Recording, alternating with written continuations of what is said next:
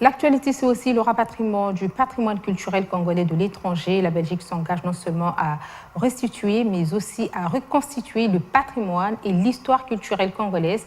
En mission en République démocratique du Congo, le secrétaire d'État belge chargé de la politique scientifique a présenté l'approche de son pays pour la réussite de ce processus.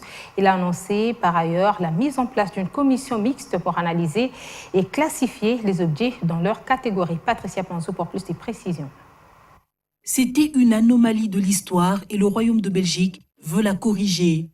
Les ex-colons se décident de restituer le patrimoine culturel congolais acquis illégitimement durant la période de l'État indépendant du Congo et de l'époque coloniale. En mission en République démocratique du Congo, Thomas Termine, secrétaire d'État belge chargé de la politique scientifique, a présenté l'approche de la Belgique pour la réussite de ce processus. Les objets qui ont été acquis de façon illégitime par nos ancêtres ont été volés, ne nous appartiennent pas. Ils ne sont pas à nous, ils appartiennent au peuple congolais. C'est aussi simple que ça.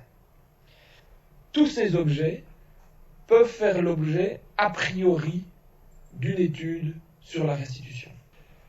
Nous avons la volonté, et ce processus ne peut réussir que si il est construit sur une approche bilatérale.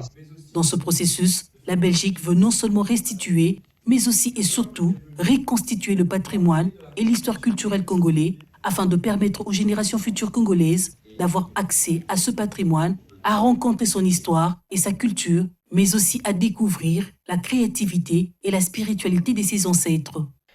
Il faut adopter une position centrée sur la perspective du Congo, qui est la reconstitution, c'est-à-dire reconstituer le patrimoine, reconstituer l'identité culturelle d'un peuple.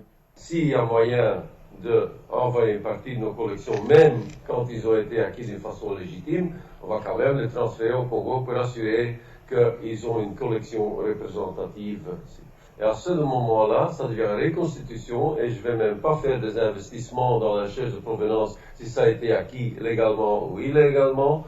Et pour aboutir à une bonne reconstitution, une commission mixte sera mise en place d'ici l'année prochaine pour analyser et classifier les objets dans leur catégorie. Il y en a qui ont été légitimement acquis, d'autres non. Pour ces objets, nous faisons deux choses. Un, nous mobilisons des moyens supplémentaires.